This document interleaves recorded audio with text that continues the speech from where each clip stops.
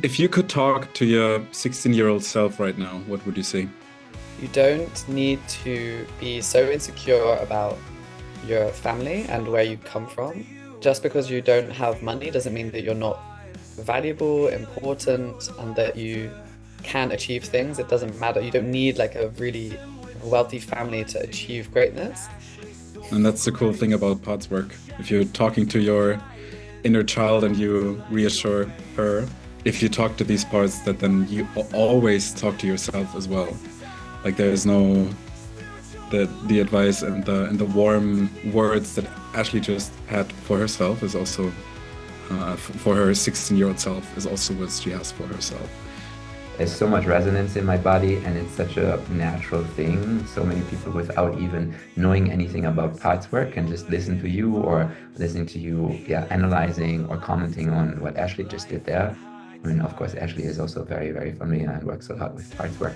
And there's so much to get from it without any theory, because you can just immediately relate, immediately just take that in and be like, oh yeah, I have that too. Oh yeah, there is a part in me. I know how I felt with 15, and the moment you know that, you can make it a part. The moment you make it a part, you can relate with it in a new way. And the moment you do that, transformation happens. Hello, hello. Welcome back to another episode of the Spiritual Bypassers with myself, Ashley, and Jannick and Tim. This week we talked about meeting our younger teenage selves, embracing the heartbreak that they felt. We talked about armageddons, we talked about helicopters, and we talked about many other things that I can't remember now. Have fun.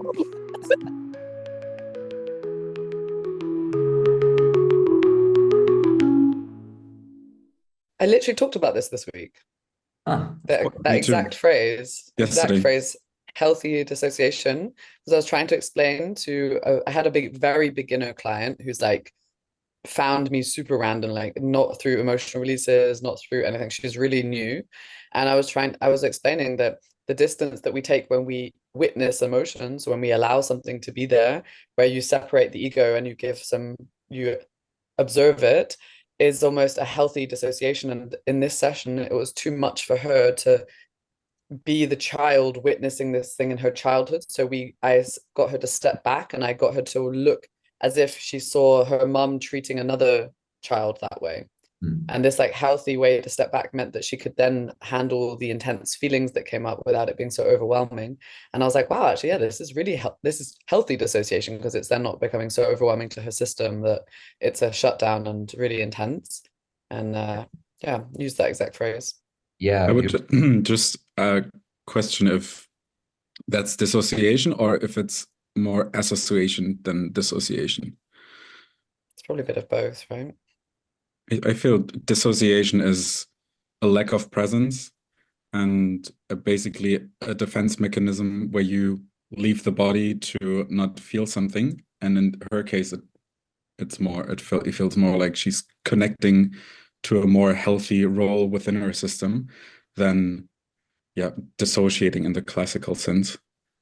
There was dissociating because she couldn't be the body that was experiencing the emotions.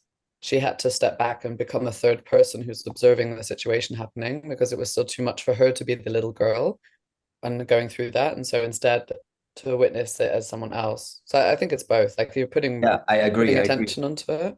But Seems like yeah. it's both, as if the presence was still there. But yeah, because of the intensity, a different level of proximity had to be chosen where the presence could still be there without the system being overwhelmed. So it was the right degree of dissociation or and association. Yeah, Mhm.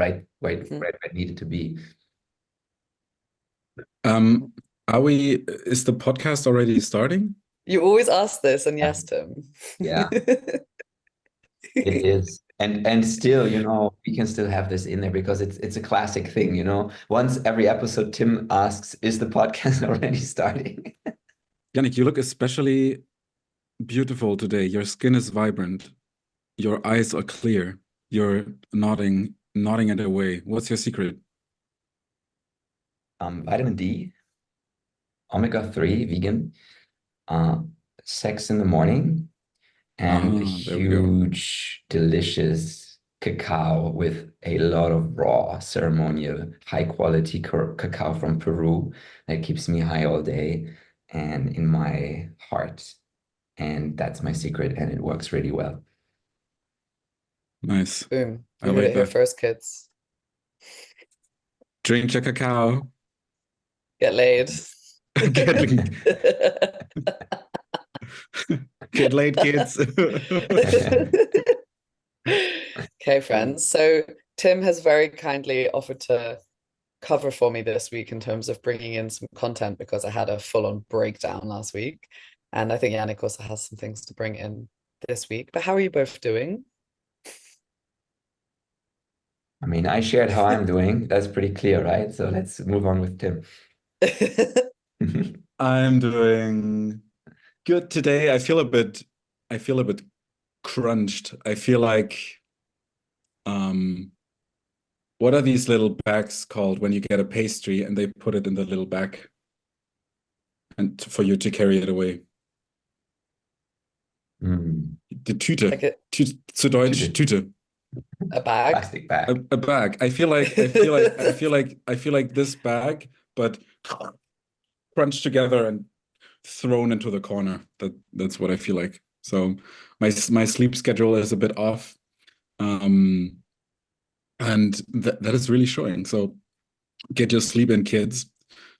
Besides that, landing in Berlin, moving to Berlin is really, really exciting. I love it here. And yeah, I'll have a very stable living situation from next week on, which is amazing. And looking forward to that. Reading a lot on also on dissociation. That's why I liked our little intro discussion on that topic. And yeah, I'm living a calm and humble life. Damn. Very German. Yeah. Just mowned the lawn, which is the strangest description for what it is. Mowed. The wording is mowed. What is Yeah. mowed? It sounds Mowed wrong. the lawn. You Mowed. you didn't mown the lawn. Yeah, that's what. Oh yes. Oh Jannick, yes. Jannick mowned the lawn this I morning. mowed the lawn this morning for sure. That's your secret. You mown the lawn instead of you cannot also mourn the lawn. Yeah. Just embryonic and You killed It's it, all- basically. You can mourn it. you dismembered the grass. How can you? And what about you, Ashley? How are you feeling today? I'm feeling better today than last week when I saw you guys at the spa when we did our first in-person episode. I had a nervous system crash for like 3 or 4 days where, yeah, my whole body was just like exhausted. So I feel way more energized now. I also did like 3 hours of flowing on some microdose chocolate yesterday evening, and like there's exciting things coming. But nevertheless, I'm in a bit of a pickle right now because I'm debating whether I go to this dance retreat I have planned next week, because I could alternatively stay at a friend's house who is going to that retreat. So I have an empty house, a bit more in the nature in Spain, and just like have a week of routine and eating and working out and meditating and reading, because the week after I already go to Bali. So I'm just debating, like, I paid for the retreat, so I'm also going to lose money for not going. But then if I go and can't be in all of the activities because I need to rest, because it's like 6 to 9 hours a day of movement, that's also dysregulating for the facilitator and to have someone not fully in the container. So I'm a bit like, maybe we come to some resolution. I was reached out to Tim's girlfriend to help me with it. It is not a waste of money. You learn this in the first semesters of business administration studies. It's called sunk costs. So this money is gone. Yeah. The usual example is going to the cinema or going to the movies, but in this case, going to the retreat, of course, because we're in a spiritual podcast. So there's the sunk cost. So you just make that decision not based on if you spend the money or not, just on what do you feel like. Like there's no money involved. What do you prefer? So that's a very rational way of seeing it, I know. But I think if you ask it that way, you probably already know. And I felt a big resonance and a big yes when you shared about the first part where you take care of yourself. Yes. and take some rest. And especially knowing, another thing that I like is, where are you on the spectrum? Do you usually say no to these kind of things a lot, and you afterwards you regret, shit, I should have gone? Or are you on the spectrum more on, I go full on, I go everywhere, I take everything in, and then it's a little bit too much afterwards? And depending on where you're on the spectrum, you do the opposite thing of what you usually do. That's also a nice way of making decisions. Well, interestingly, the only two things I had planned this year where I was receiving, I'm now about to cancel. So beginning of in June, I cancelled my Kundalini yoga training spot. Also lost money with that because I needed to rest after leaving the job that we all worked at or studied at. And now this time around again, it's like overwhelm is kind of creeping up, and then it's like, yeah. So I don't know. My tendency is like I can always push through. I know this. I know that like of course I can go and I can like drink coffee and I can like show up and like probably could get through it in a way that like I would still learn a lot. But yeah, indeed, it's like what is best. And there's also I would have to pay rent next week then at my friend's house, which is like more costs. So it's And yeah, and there might be a way to design the retreat in a way that you can actually receive.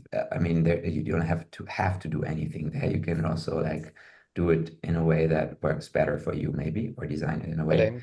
And yeah, coming from I've that checked in. perspective, it could also sound as if your system is creating that overwhelm all the like every time you were about to receive, and then it knows how to like be smart about sharing the reasons why you shouldn't go there, because you need to rest. And then the question is, are you actually going to rest when you're not going? And are you actually avoiding receiving because it feels uncomfortable and not in your comfort zone to really allow yourself to fully receive and not do anything? Yeah. Yeah. I think in that case, it's also a dance retreat, so it's quite active. It's not like you're laying down and get love showers all day long, or you're in sharing circles. So it's quite taxing on the body. Yeah, and we know the facilitator is like quite high energy. So yeah, I'm just trying to balance like if I go and I just stay in my room for a lot, like it's not a training, I'm not getting a certificate. Like it's not the same as when we did the Neo trainings. Like they really say like you should come to every class as best you can, but like this is an experiential retreat. So and there's food there and I don't have to pay any more for rent. So it's like a bit of a balance. Yeah, I So, see. yeah, so let's see. And there's So an Jannick, interesting group going. It's also a lot taxing on the emotions. You have to do a lot of relating authentically, and sometimes that takes a lot of work when people might be a bit annoying.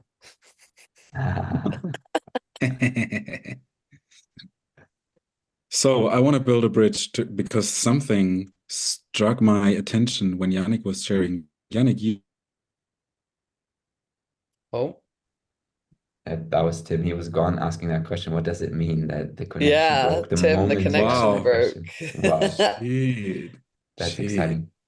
That's really amazing. And now you're back in full quality, and there's like Yeah, nothing, no lags, nothing. It was just gone for that, only for that exact question. Maybe it's Ask it again. jinxed. Yeah. Jannick, you've been to business school. Mhm. Is that true? True. What did you learn? Oy. About myself, or like about the studies, about business? What did you learn? Yeah, like immediately I want to go to, what did I learn about myself? And during that time, I went to business school because after school I thought, I'm gonna be an entrepreneur. I'm gonna make a lot of money, and I'm gonna fly with a helicopter to the 10-year anniversary of my A levels when I go back to school. And you know, you meet after 10 years after you finish school. Yeah. I'm gonna come in a helicopter. That's That was your, like, for real, that was your dream? Yeah. That's amazing. Yeah. I didn't achieve it. That's like a 12-year-old. I want to be an astronaut someday. And you're just, I'm gonna own a helicopter and I'll jump from 10,000 meters and just land there with a parachute and then have two guns and just shoot everywhere. Yeah, and you know the It will be feeling, It's always blading. interesting, like what feeling is in my imagination is related to that. And it's a feeling of superiority. Is that a word? Yeah, Feeling superior. So I was like, I'm going there. And then everybody will look at me and be like, you'll wow, show him. he made it. He fucking made it. I wouldn't have thought, but Jannick made it. He used all his potential and now he made it. Because I have a helicopter, so he made Of course, of course. it. You have a helicopter. That's Yeah, so every time I see a helicopter, I think th this guy that made guy it. made Even it. even if it's just an emergency helicopter. Yeah, yeah. Exactly. You guys have 10-year school reunions? No, Um, well, sometimes like I thought that was gonna be a thing back then. sometimes in every 10 Yes, I years. some think in classes. England they do 25 years.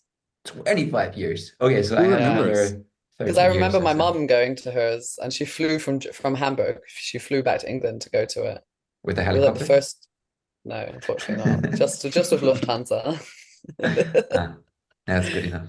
But I also have this like this is a huge topic about like I wasn't a big fan of a lot of people I went to high school with because I was also like I could tell that a lot of them people who were bullies are like peaking, and I knew that. I knew how the world worked. I was like, you guys are cool now, but this is as good as it gets for you, and I'm going way further. And they were like, you're so stuck up, and I'm like, yes, I am, because I know how the world works, and I may be a nerdy little sports person right now and have a deep voice, and you're mocking me for this, but I'm like, you're gonna have 3 kids and work as a nail technician, and that's gonna be your life. No shame if that's your purpose and you enjoy it, but for a lot of them, they're horrible people, and I don't care that I say that.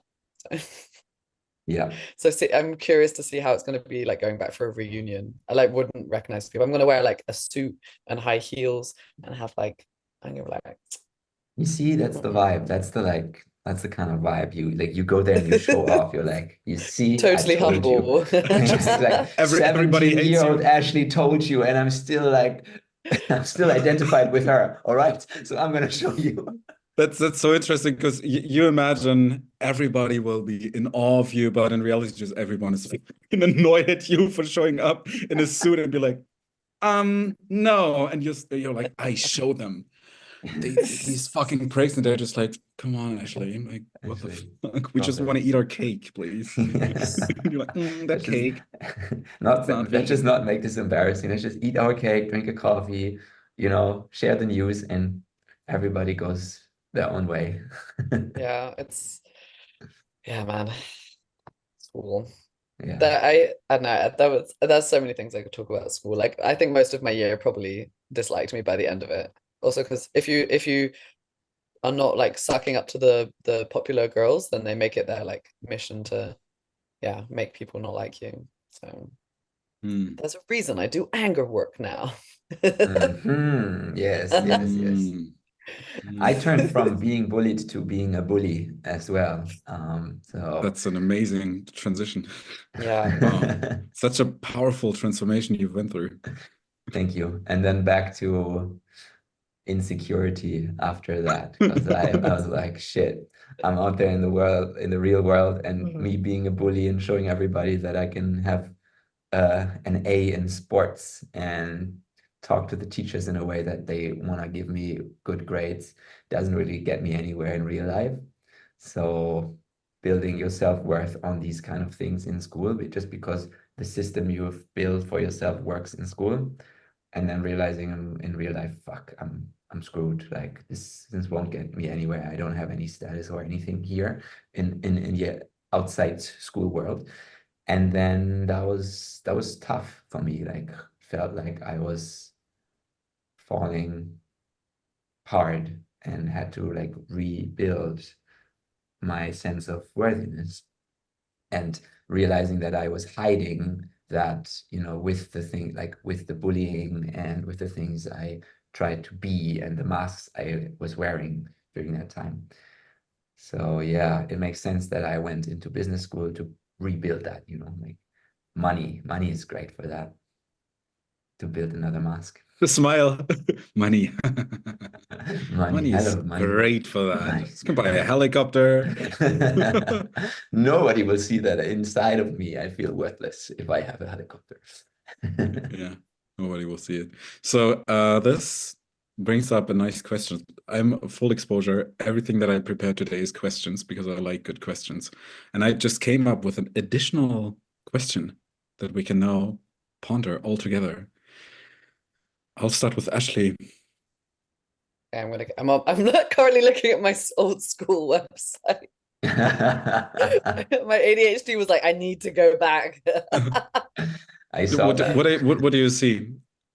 It's not a lot. Like even the teachers and stuff I don't recognize now, but Yeah, it's still close to where my parents live. But I dream of the school a lot. Like in my dreams, sometimes I'm back there and it's more futuristic and I'm like going through to different classrooms and like I can like I could draw that school out like every corner still. So yeah, continue. Interesting. Dreams. If you could talk to your 16-year-old self right now, what would you say? Like more like what advice would you give that self? But also if something offending or if you want to insult her, go for it. No, I would say, I'm going to speak to her. I'm going to say, okay, Ashley, you don't need to be so insecure about your family and where you come from. Just because you don't have money doesn't mean that you're not valuable, important, and that you can achieve things. It doesn't matter. You don't need like a really wealthy family to achieve greatness. Maybe you don't need to go to university. I think maybe just start a business and just get into the real world, because in reality, like you're just going to go to university and take loads of drugs and party and forget most of the stuff you learn anyway. So probably best to just like start learning some skills and start an online business. And you don't need to hook up with that many people. Yeah.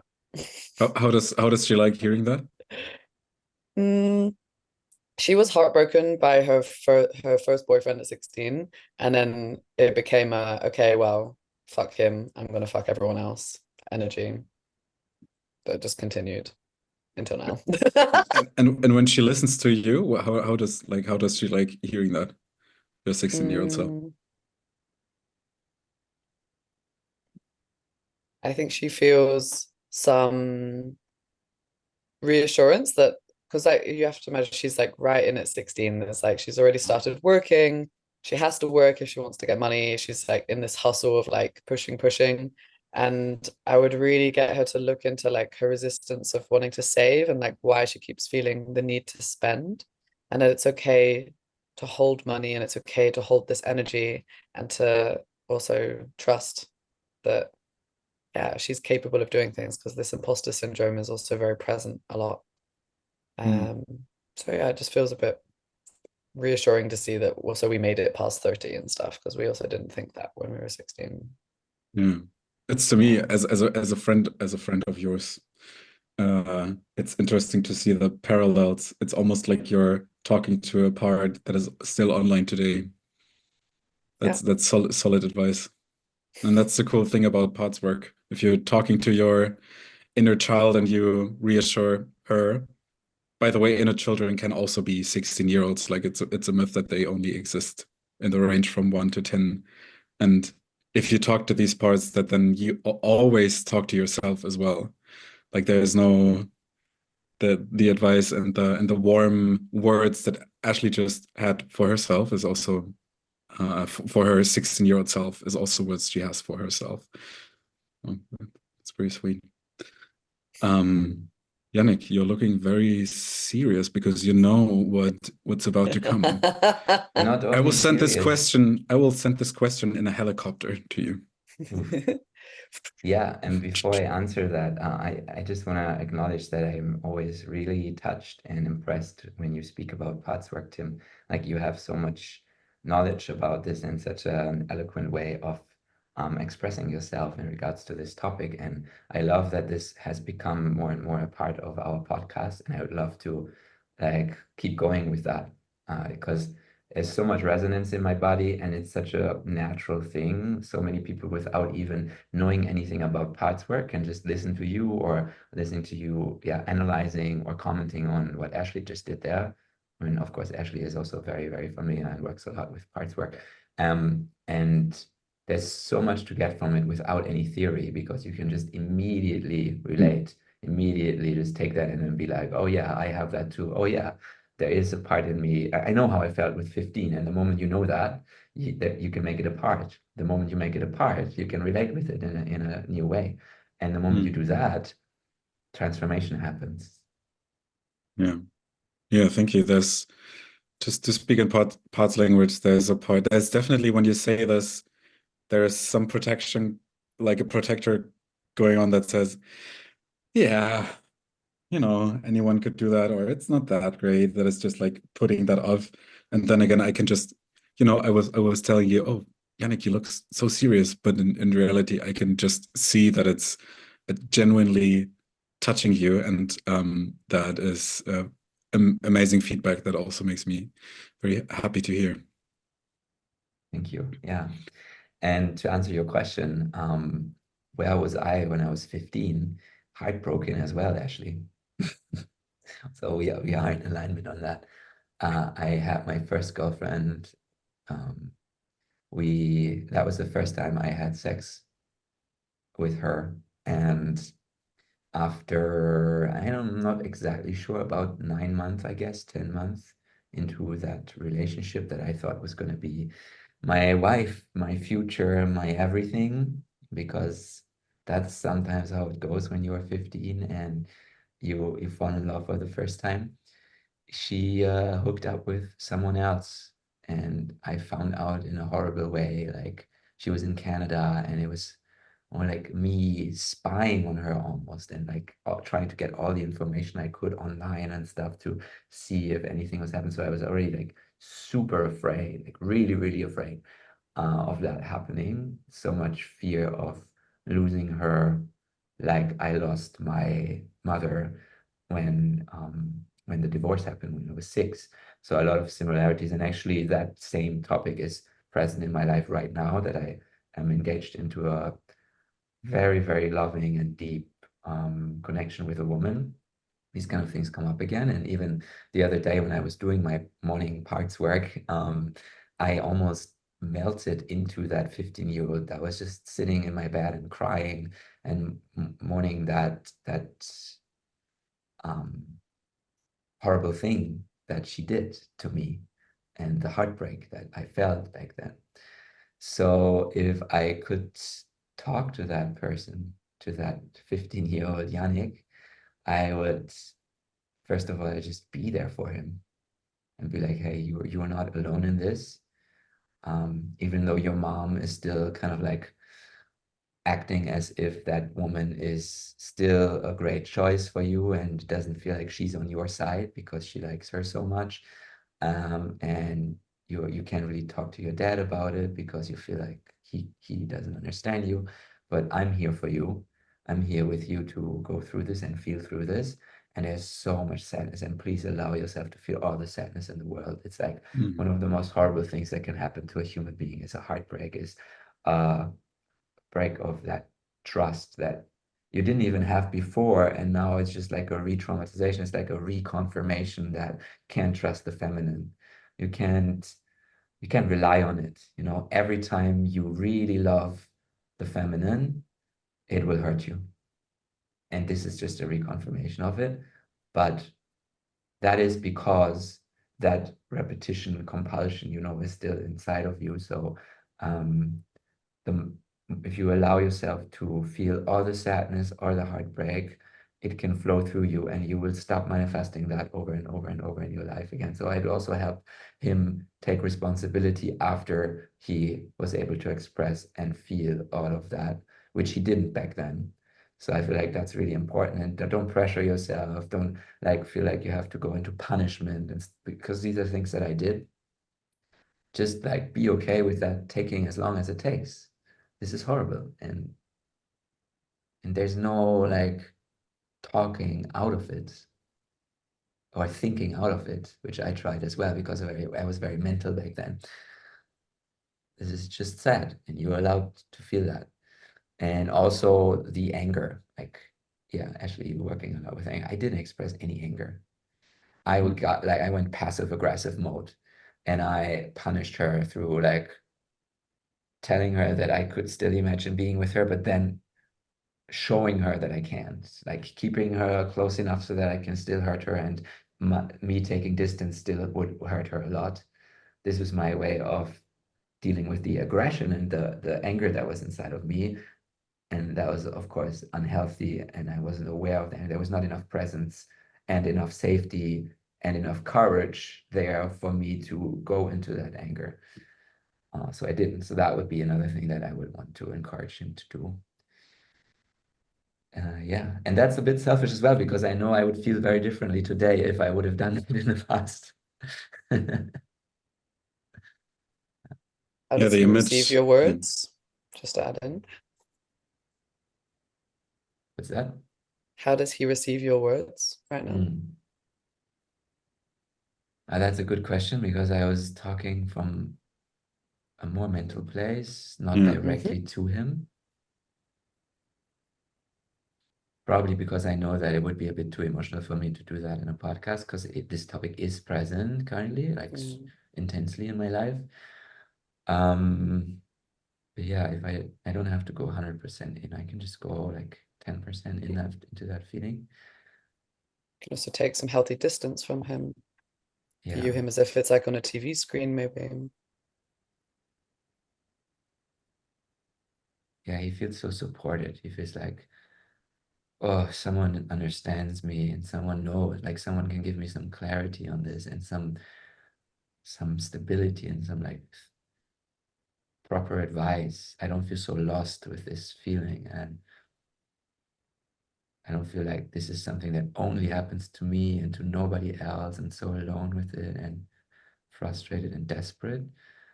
Like he says, Jannick, you being here helps me so much, and I feel supported, and that's really nice, because I didn't know who else could support me in that. And I love your advice, and I love your perspectives on the future and how it will go. That's so helpful, like to feel through that. Yeah. Yeah, I had the image of you talking about heartbreak, of the heart not breaking into pieces, but actually break open. Because as you said, the heartbreak, especially as a 16-year-old, activates so many parts that want to be seen.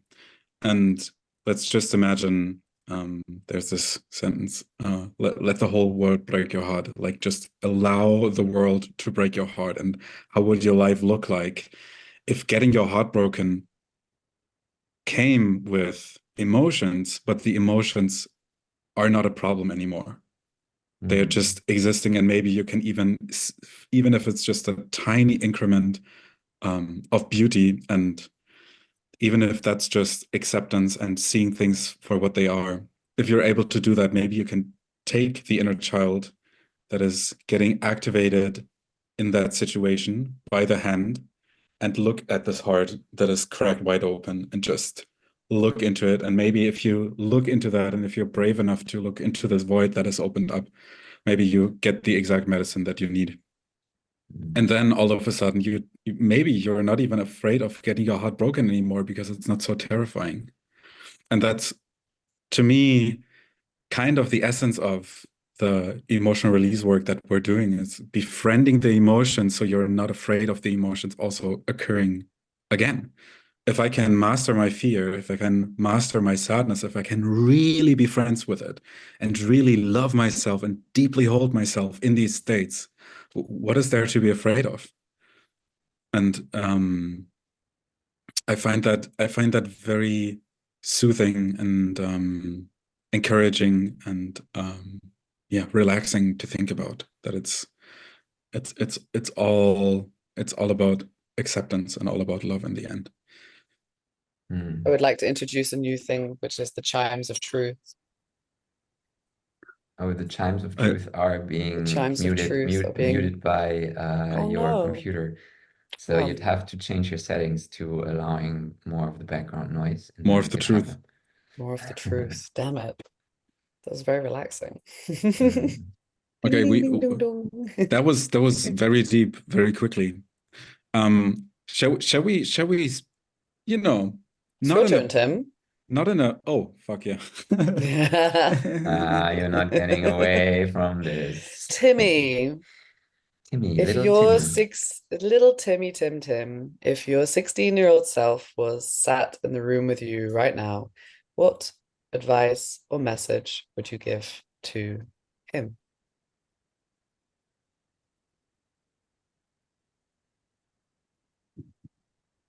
Hmm.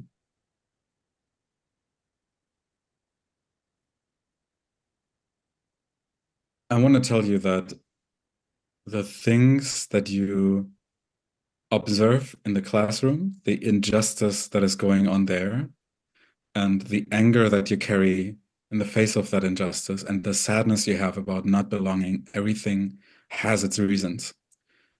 You're angry for the right reasons. You're angry because there's actual injustice going on and actual things that I wish for you not to be talked out of, but I want you to stand your ground with this and hold your boundaries up and be like, this is to a level unacceptable.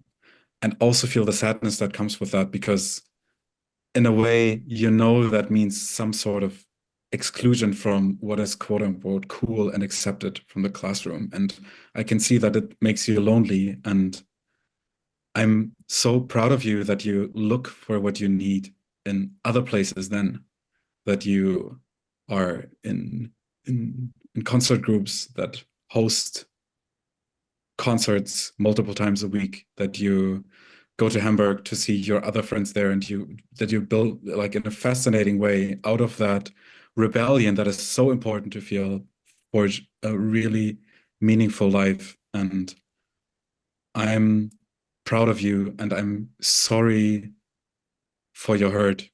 And I can really sense the sadness and the isolation there, and also the feeling of, will this ever end? This feeling of being deeply misunderstood, of being alone, having no one to talk to, and feeling alienated in that circus, and that in that strangeness of the life of a 16-year-old surrounded with all these freaks and people that can't think straight and that just want to bully, and people getting bullied, and all the injustice of teachers that don't have their shit together. I can just tell you, maybe you're right, and maybe there's nothing to be ashamed about, and maybe you just need to find people who are on the same wavelength as you. And I'm proud that you are doing that.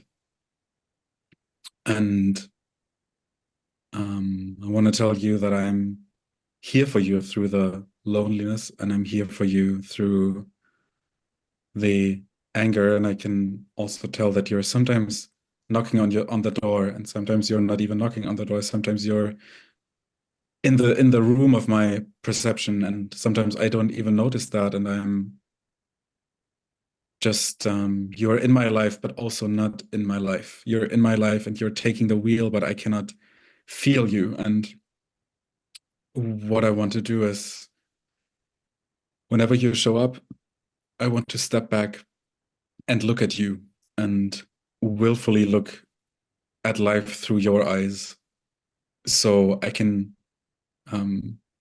see you and heal what wants to be healed in you, whatever that may be. And I don't fully understand yet what that exactly is. I just want to let you know that with everything that you are, with every feeling of isolation, loneliness, and all the feelings of being dismissed by friends, that you're that this is welcome. And I want to see this because I can feel that you are still having these longings. And that's amazing. And I share these longings, and I want to share life with you.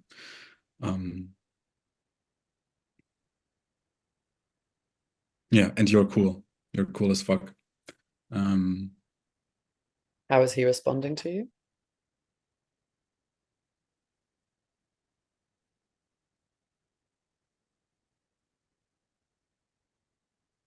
He's really depressed. He is looking. there's two images. One is looking directly at me with a sense of wonder, and the other is looking down and away from me. And there's almost this split happening, as if there were two selves around that time. The one is really excited about life, and the other is just sad and disconnected. And yeah, thoughtful. Yeah.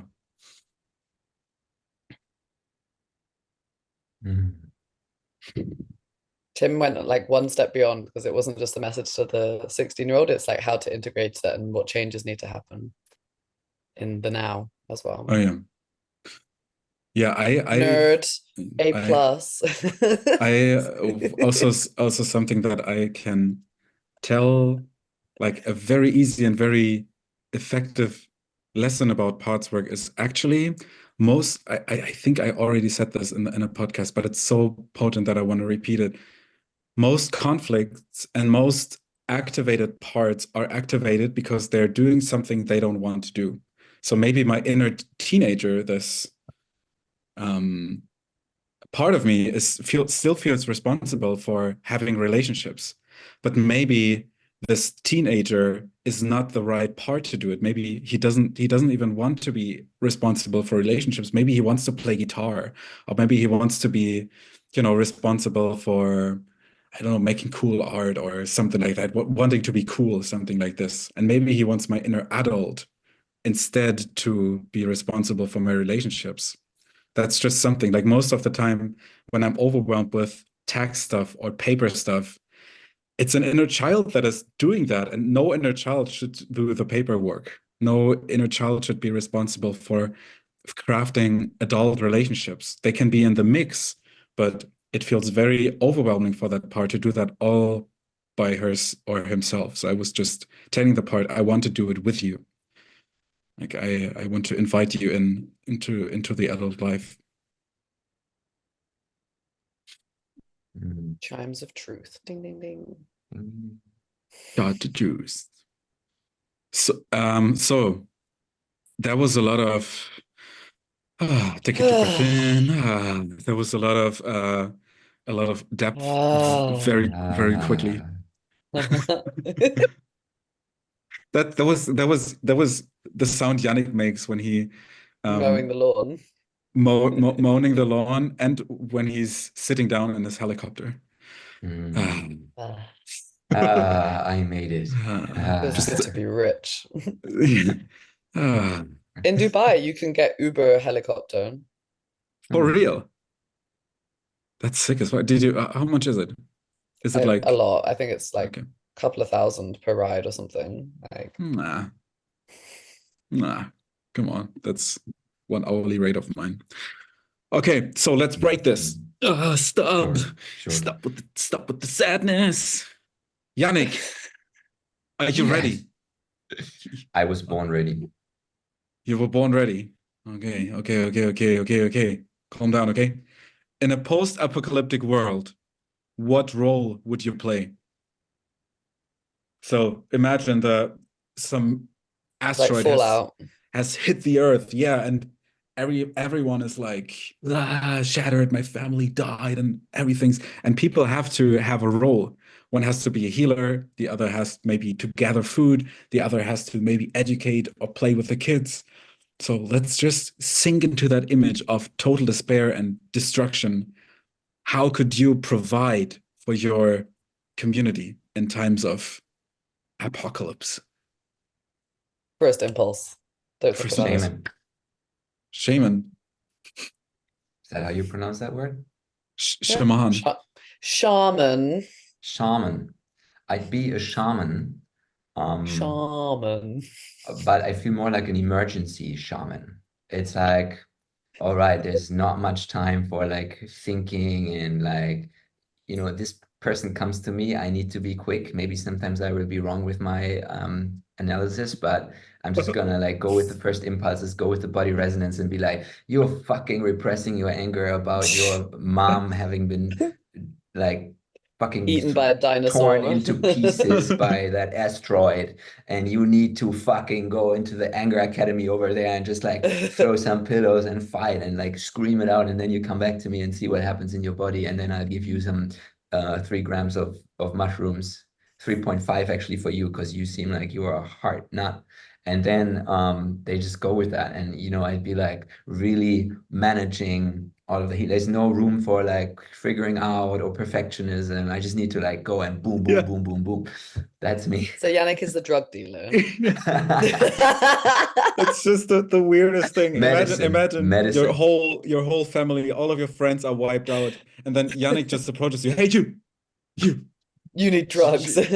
You need something. Come with me. And you're like, scream.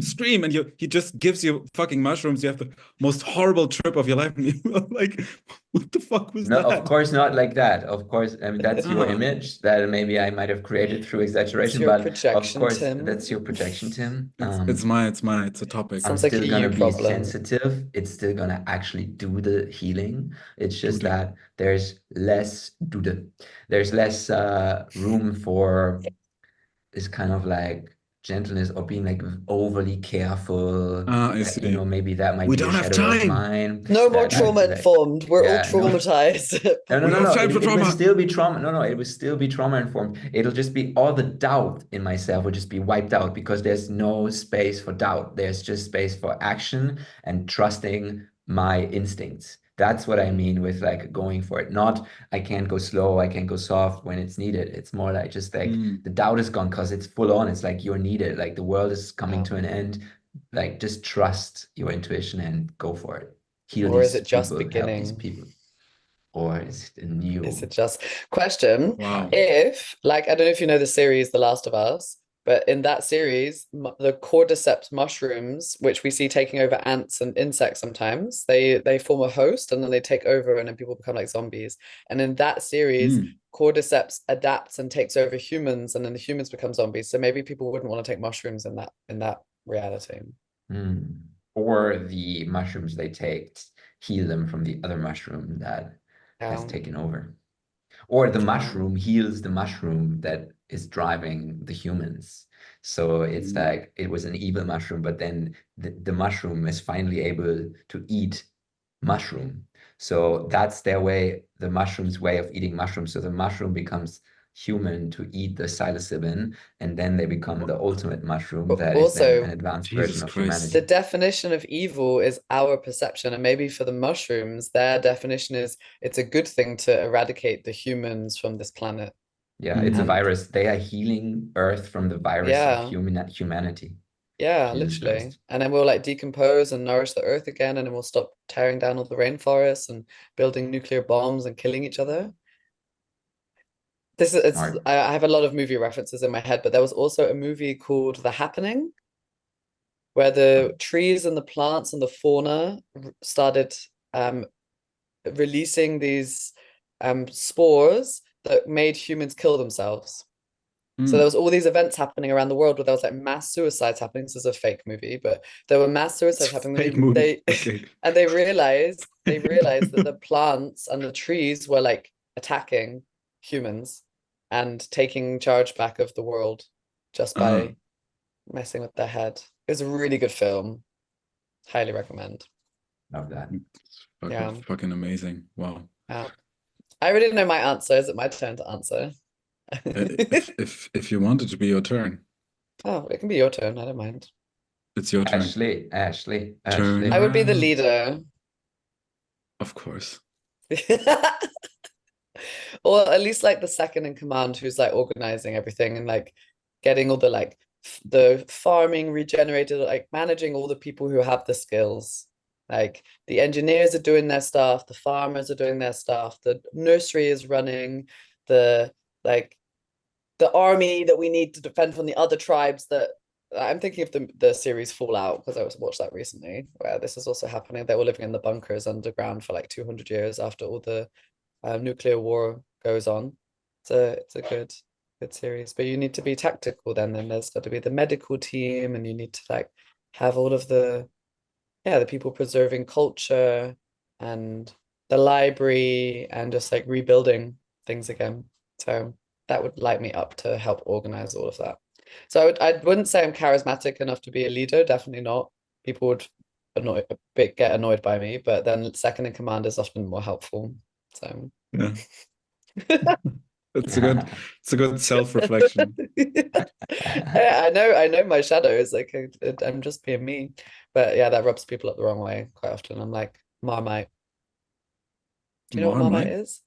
Marmite, The disgusting the delicious spread. sandwich spread Marmite is that we have in England, and the catchphrase of it is "You either love it or you hate it." That is literally the slogan of that product, and that's also for me. Yeah. Yeah. Oh, powerful. How do you hate Marmite? It's there's people who love it and who hate it. I'm on the hate Jannick, have front. you ever tried it? I'm going to bring you some when I go to England next. Right, You won't like it. What is it? Marmite. It's a spread for the bread, and it tastes like It's full of vitamin B12. Acidy, disgusting. Oh. Is it like Vegemite? Yes, but better. Okay. It's very similar, yeah. I like Vegemite. Okay, continue. My answer to the question is I don't know if there's a word for that, but I would be like I would just try to find solutions. I would just try to motivate people and being like, okay, everyone is freaking out and everyone's like, ah, ah, and I'm like, okay, we have to think about this, okay? Stay with me. Okay, okay. And I would be the guy who's like, okay, this is the situation. The whole planet is basically dying. We need to do this and this and this, and then just execute it. You execute it as well, or you have people execute it. You're also the executor. Okay. Yeah, I'm just one-man show.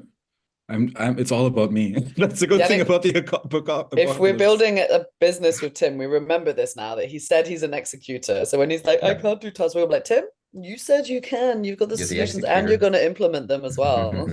Or the apocalypse will rain down on you. Yep. It's your choice. I would have pinned Tim more as like the post-apocalyptic poet. But that's useless. That's the thing. That's also why I was chuckling at Jannick's sweet shaman job. Because I'm like, guys, the world is ending, and just Jannick saging it away. No, not saging it away. Drink I'm the doing cacao. Emergency healing, emergency emotional healing. There's the emergency healing happening on the body, like wounds and stuff. But you need someone for the emotional wounds. That's true. Yeah, that's okay. A shaman, and that will make the people more functional as well. Instead of panic, they will actually be able to follow Ashley's orders, or the person that Ashley tells what orders to give. I agree with I could also be the poet, but that's also a very philosophical question. What's worth poetry when the world is ending? Yeah. What's worth poetry if life is ending someday and we all turn to dust? But that's for another day, ladies and gentlemen. That's for another. But I would like to invite you both to watch one episode of the series Fallout, like the opening episode, and see what it moves in you about this topic. It's on Netflix, so you can find it easy. But it's very cool. It's based off the video game. But there's some twists in it. Even in episode 1, I was like, oh my God, I don't know if I can handle this whole series. It's a lot. But it gets you thinking about how would life be if we lived 200 years underground, because the world went to shit upstairs. Upstairs. Oben. In der oberen Etage. Es ist okay. Die da oben.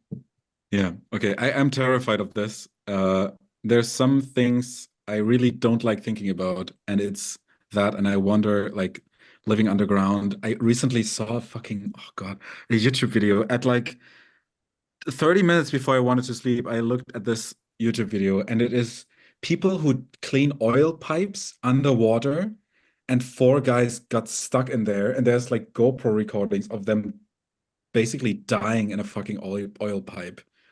And stuff like that, and also being like trapped underground is doing things to me that are it's really really icky to me. And I wonder if this is worth an analysis or if it's just, come on, Tim, maybe it's not nice to be trapped in a underground, and maybe it's not nice to be trapped in an oil pipe, and maybe nothing is wrong with you.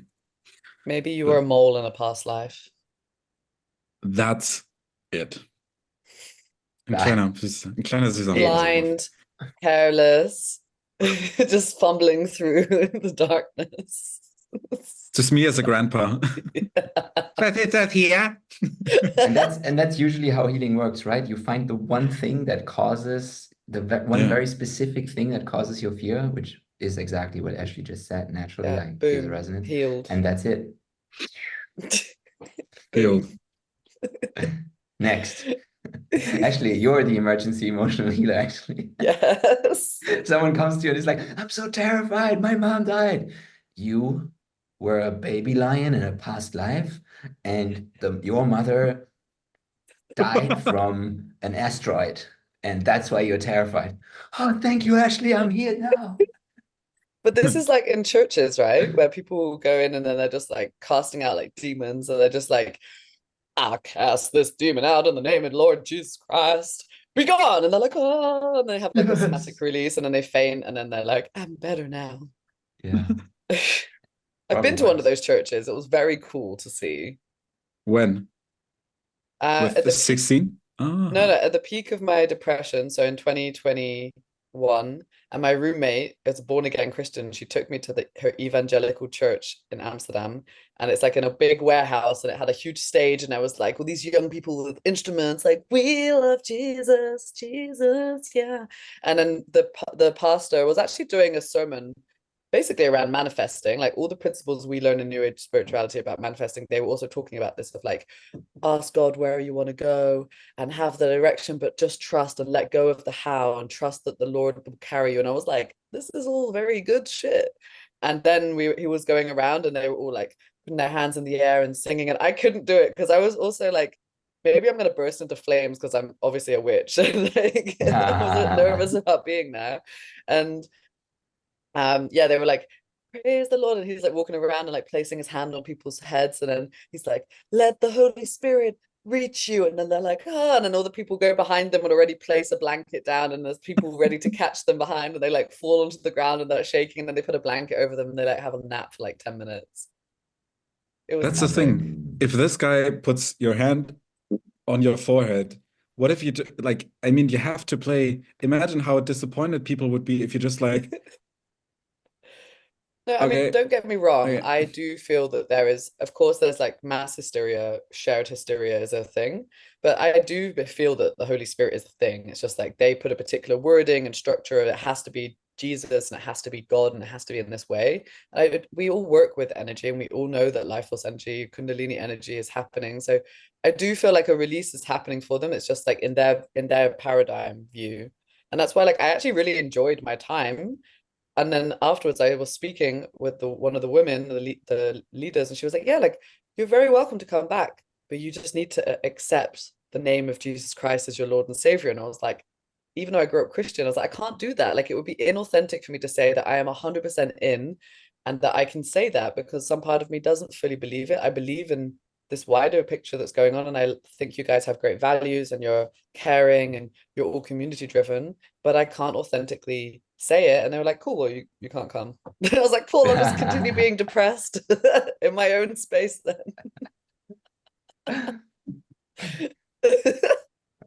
But I also like unironically like the energy at these events, like when in German it's called Lobpreismusik, like the music that they play, like huge bands, also big bands sometimes, and everyone's just like standing there like this, and everyone's just really, really touched. And I'm like, this is like, apart from all religious doctrines, this is a quite beautiful thing to witness.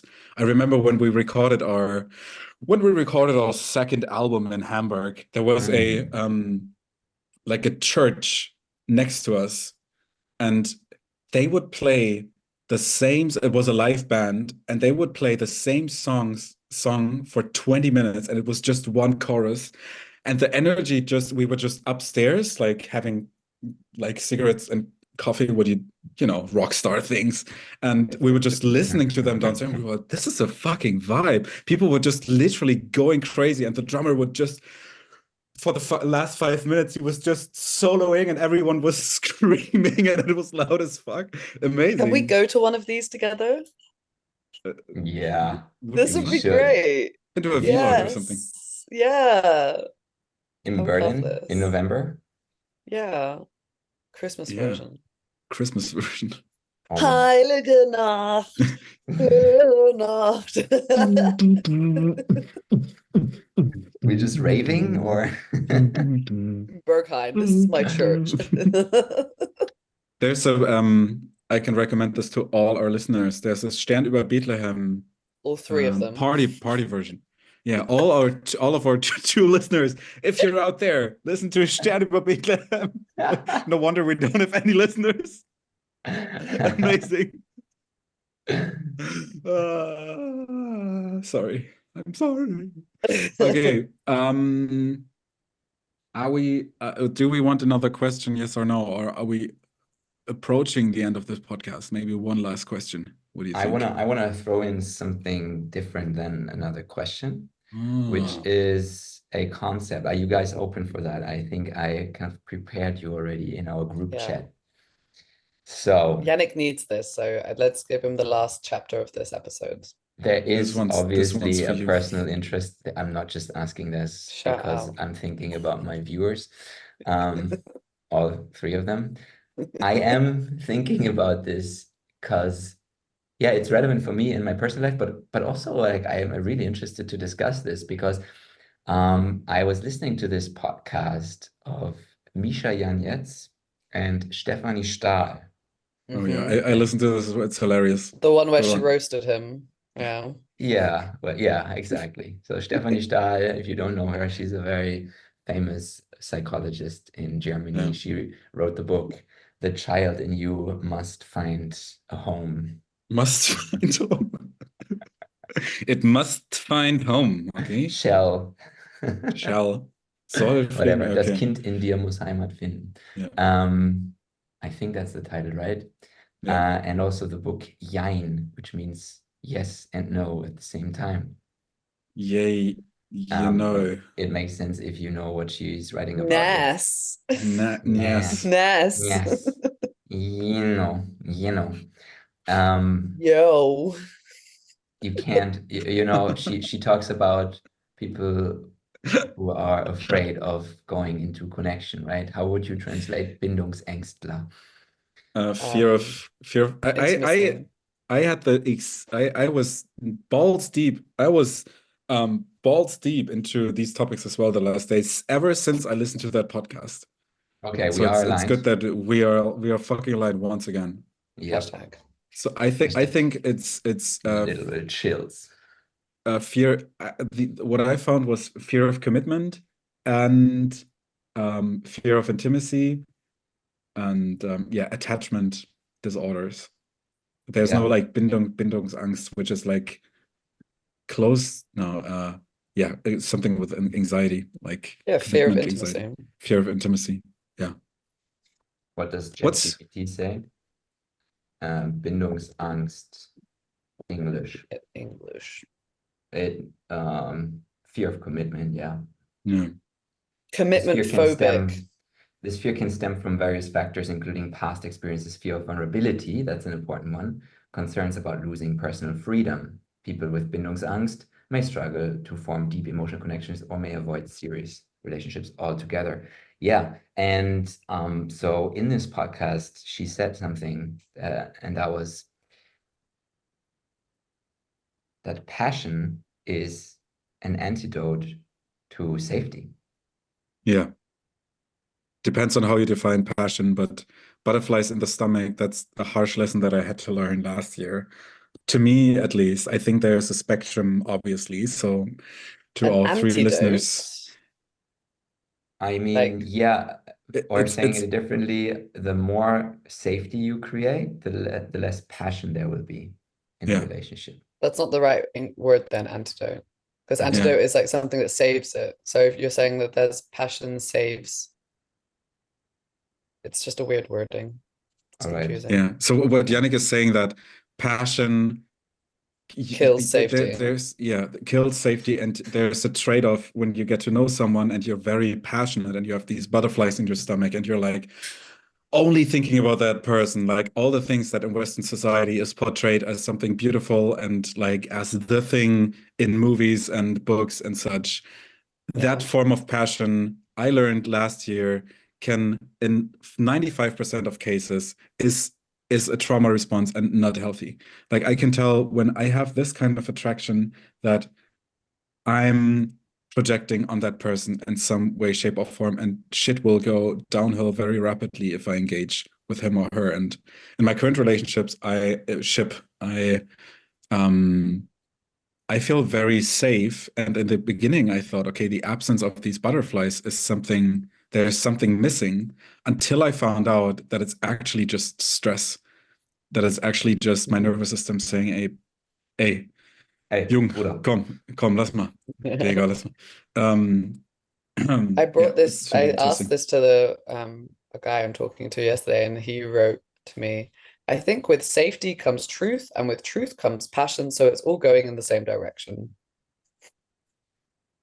That's That's a very idealizing way of saying it. Please analyze this. with safety comes truth. It's all like a and lot with of buzzwords. Yeah, it's like And with truth comes passion. What is passion? Yeah, that's the thing. What is passion? I agree What that is truth? What is truth safety? and safety. I agree that truth and Yeah. safety are somehow related. Yeah, because truth creates safety for sure, and lying and not like talking around the truth creates sort of fear, and that's the opposite of safety. But truth creates passion. Yeah. Maybe we need to talk about what passion means, because sometimes passion can be in the unknown, right? In the mysterious, for example. There can be passion in that you don't really know. You can call it stress or anxiety, but we love a little bit of stress or a little bit of polarity, a little bit of rubbing, a little bit of that is not immediately toxic. Like we want a little bit of stress even in our lives, right? There's a couples consulting intervention that is called in German erotisches Zwiegespräch, which is something like, oh my God, erotic twilight conversation, or my brain translated that as erotic goat talking, like Ziege. Ziegengespräch. I think it's just a dialogue. Zwiegespräch is just a dialogue. It's a dialogue, and that's all for our two listeners out there. It's very potent, and it sort of answers or plays into the question we have, is like the connection between truth and passion. It goes as follows. So you sit in front of each other and you take a designated amount of time to an hour that you both agreed on, which is like 1 hour, and each person has 50 minutes to share without getting interrupted, with as little you messages as possible. So just sharing from the heart, just sharing from a personal space. And after the 15 minutes, there's a timer, and it's your time. You can fill it with whatever you want. There's a timer, and then the other person is sharing either a response to that or whatever is coming up. You do that 4 times, and then you know why it's called erotic conversation, erotisches Zwiegespräch, because the kind of connection you feel when you are heard without getting interrupted, without any judgment, and just be accepted for who you are, and you just have the feeling I can say anything, automatically plays into also the intimate sexual connection you have. So it's activating this eros energy, and that's not necessarily butterflies in the stomach. For me, somatically, it's more in the heart area. Like it's really here where I just feel this, oh fuck, I feel safe, and I feel like I can be anyone. How cool is that? That's, for an avoidant leaning like me, that's the best feeling. I can say anything. No one's going to leave me. Things like this. No one is going to judge me.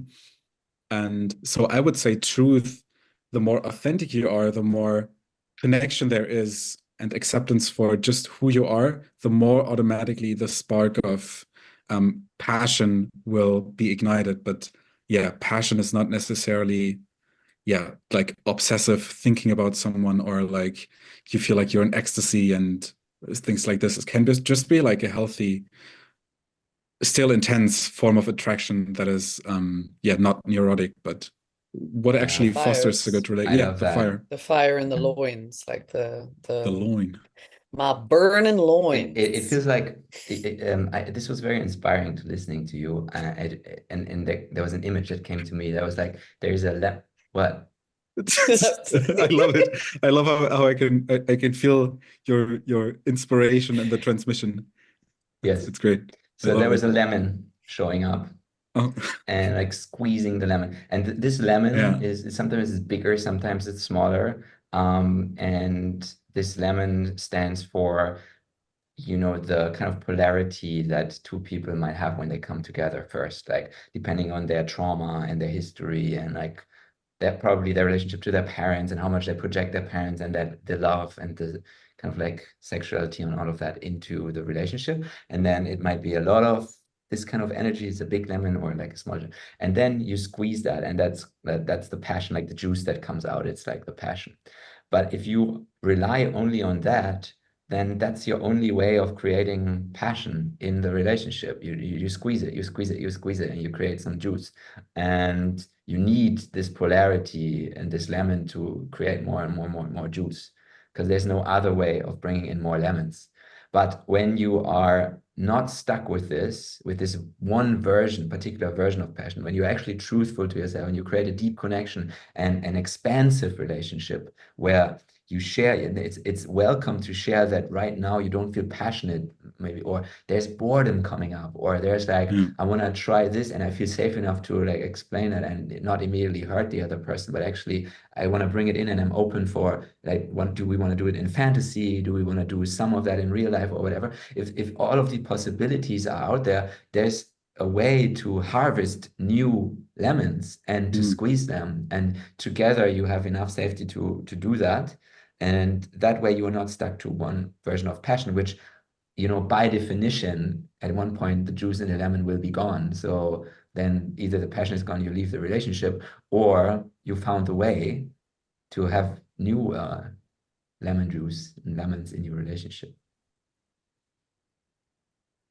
What, So in the long term, actually, safety can create passion. Hey, we can I just was send the snippet of this to that lady.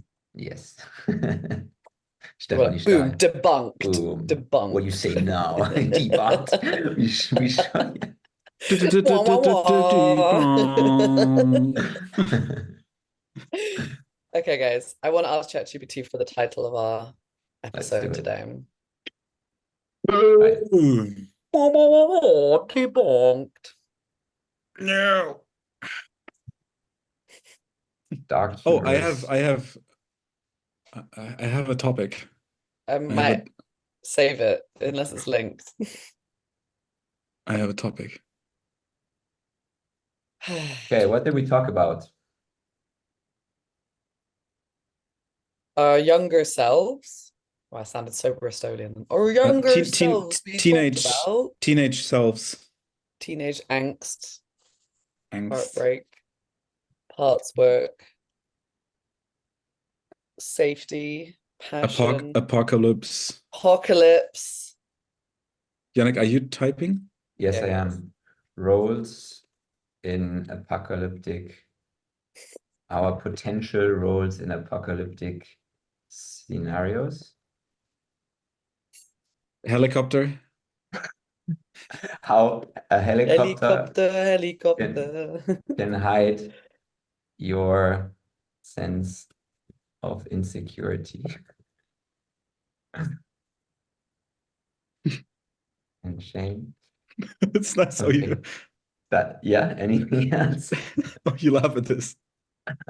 Hides your sense of insecurity. Yeah, sure. Yeah, The helicopter. What else? I think Yeah, that's a good. lot. That's a lot. Okay. Okay. Funny and dark and humorous. Funny and dark humorous and humorous. funny, Yeah. the same things. Okay, number one. I'm gonna post them in the chat as well. I don't want the spoilers. I'm not going to look at it. Passion, Can I read that? peril, and post-apocalyptic therapy. Helicopters won't save your teenage ghost. No. Okay. Heartbreak helicopters and the end of days. A guide to surviving your inner teenager. No. Safety nets and Armageddon. Why your helicopter won't save your heartbroken soul. I like that one. Just a Very nonsensical title. dramatic. Teenage safety wounds nets. and Yeah. apocalypse blues. Flying over fear with a helicopter of shame. What the Oh fuck? my God, it's so long. ChatGPT, are you okay? Find shorter ones with less emphasis on helicopters. Yeah. You guys fucked it with the helicopters. Heartbreak and Armageddon. Passion in peril. Teenage ghosts and apocalyptic roles. Oh, yeah.